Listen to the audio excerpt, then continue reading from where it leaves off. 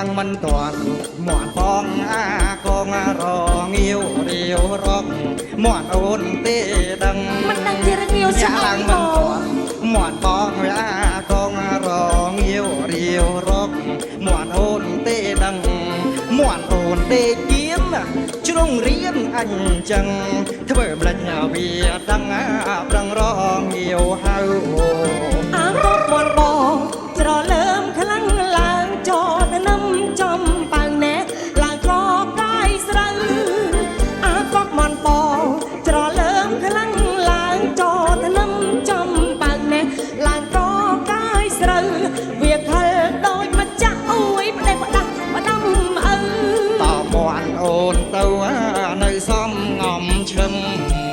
ពេលព្រឹកមាត់បងរងាវរកអីដើររកចំណៃណែឬហៅប្រលឹងពេលព្រឹកមាត់បង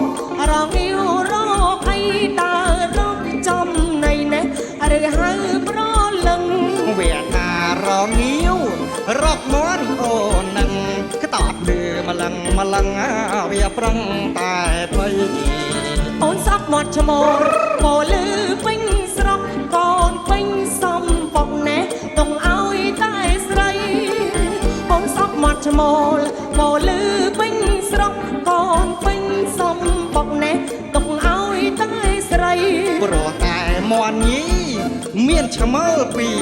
3បាទជាធ្វើឲ្យដឹងកូនបាទណាអូនឆ្ងល់មាត់រកឯងលងាវអើយលងាវមិនដឹងជាលងាវរកស្អីបើមិនឲ្យលងាវមិនបើរកមាត់អូនឯងឃើញផងនោះចង់មកឯងមិនត្រូវ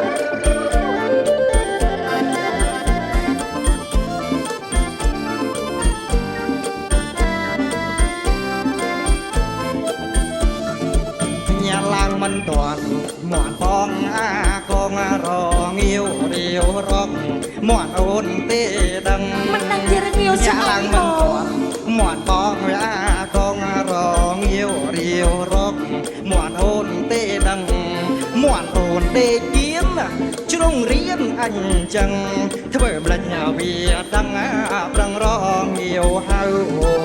អាកុកមាត់បងច្រលើមខ្លាំងឡើងចោលនឹមចំប៉ៅណែឡើងកកាយស្រូវ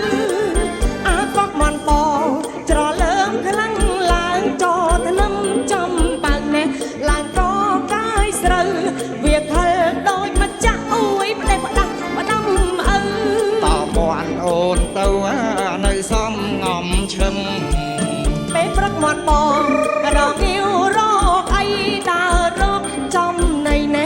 ឬហៅប្រលឹងពេលព្រឹកមាត់បងរងាវរកអីដើររកចំណៃណែឬហៅប្រលឹងវាថារងាវរកមាត់អូននឹងក្តោបលឺម្លឹងវាប្រឹងតែថ្មីអូនសក់មាត់ឈ្មោលពោលឺពេញស្រុកកូនពេញសំបុកណែតុងឲ្យតែស្រី